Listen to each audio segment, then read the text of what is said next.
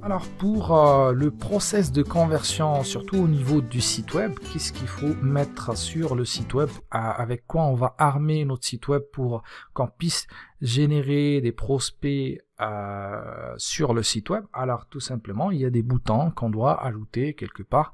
Par exemple, sur le bouton, il y a comme titre je télécharge le e-book gratuit, je participe au séminaire gratuit, au webinaire, je profite par exemple de la formation gratuite. Vous voyez donc des boutons qu'on appelle des CTA, des Call to Action, des appels à l'action. Bon, techniquement, ce sont des petits boutons.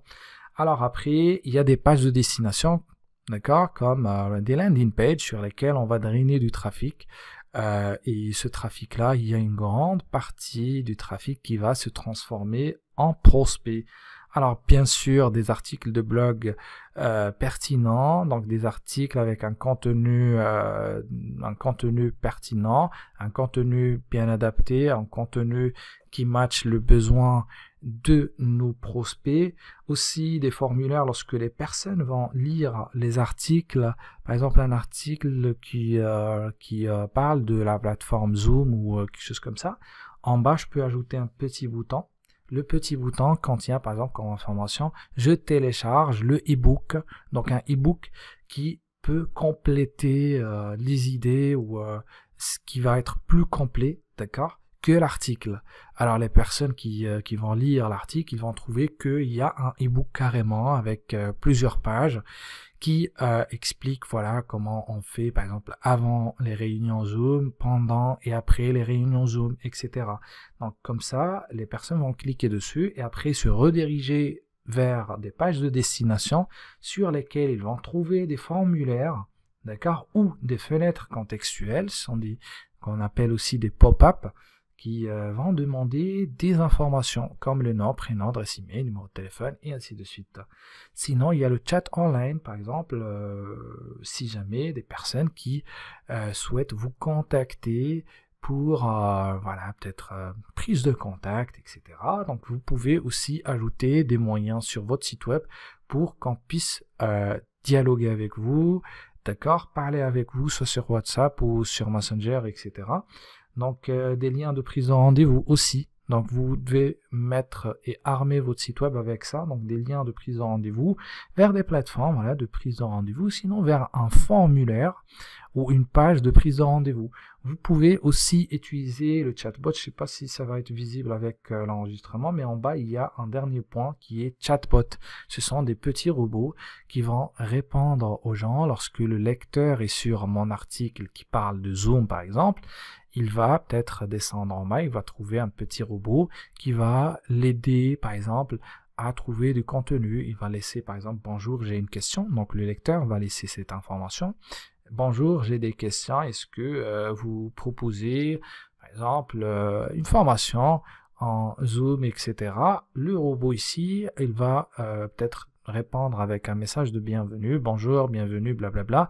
Un humain va prendre contact avec vous juste pour faire patienter la personne. Sinon, on peut mettre aussi des mots-clés au niveau de notre chatbot pour qu'il puisse répondre aux gens. Lorsque quelqu'un tape par exemple Zoom, formation Zoom, il peut proposer carrément si jamais on a une formation Zoom ou un outil ou quelque chose comme ça. Donc voilà. Alors, donc, ce sont les éléments possibles. Voilà, pour mettre en place un bon voilà, parcours, si vous voulez, de conversion. Et bien sûr, un chemin de conversion basé sur une page de destination est une tactique qui est déjà testée et approuvée depuis plusieurs années.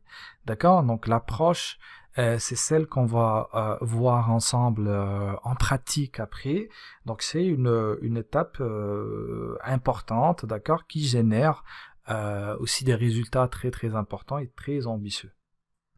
Bien sûr, la méthode de la landing page voilà, donc ça s'intègre bien sûr au sommet voilà de l'entonnoir de génération de prospects. Donc au sommet, donc on génère d'abord les prospects. Après, bien sûr, on va conclure des affaires avec eux grâce à des CRM et ainsi de suite. Donc nous allons voir en pratique tout ça.